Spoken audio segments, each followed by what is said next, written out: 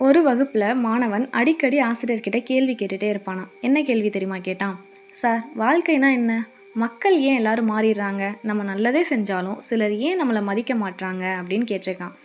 அதுக்கு அந்த ஆசிரியர் வகுப்பின் நடுவில் இருந்த ஒரு நாற்காலியை காட்டி, இங்கே பார்த்தீங்களா, இந்த நாற்காலி தான் நம்ம வாழ்க்கை அப்படின்னு சொன்னார்.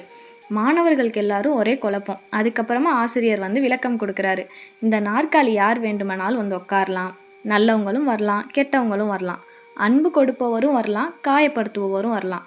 ஆனால் அவங்க எல்லாருமே சிறிது நிமிடம் தான் அந்த நாற்காலியில் உட்கார போகிறாங்க. இந்த நாற்காலி என்ன பண்ணுது? யார் வந்து உக்காந்தாலும் அதை தாங்கிக்கிறது. ஆனால் அந்த நாற்காலியோட மதிப்பு குறைஞ்சிருமா? குறையாது. யாராவது உக்காந்தாலும் அது நாற்காலி தான். யாருமே உட்காரலனாலும் அது நாற்காலி தான். மாணவர்கள் எல்லாரும் கவனமாக இதை கேட்டுட்டு இருந்தாங்க. அப்போ தான் அவர் சொல்லுவார், வாழ்க்கைன்னா என்னன்னு தெரியுமா? நமக்கு வரும் மனிதர்கள் நல்லவங்களாகவும் இருக்கலாம், நல்ல சூழ்நிலையாகவும் இருக்கலாம், காயப்படுத்துகிற சூழ்நிலையாகவும் இருக்கலாம், கெட்ட மனிதர்களும் வரலாம், நம்மளை மதிக்காமல் கூட போகலாம். ஆனால் நம்மளோட மதிப்பு நாம் எப்படி இருக்கோன்றதுல தான் இருக்குது.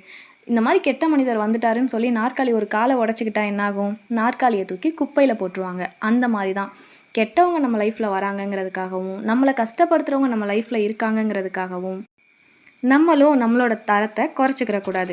நம்ம எப்போவுமே நம்மளோட வாழ்க்கையில் நம்ம உயர்ந்தவங்க தான், நம்ம சரியான பாதையில் தான் போகிறோன்றதை மட்டும் முடிவு பண்ணிவிட்டு அதே வழியில் போயிட்டே இருக்கணும்.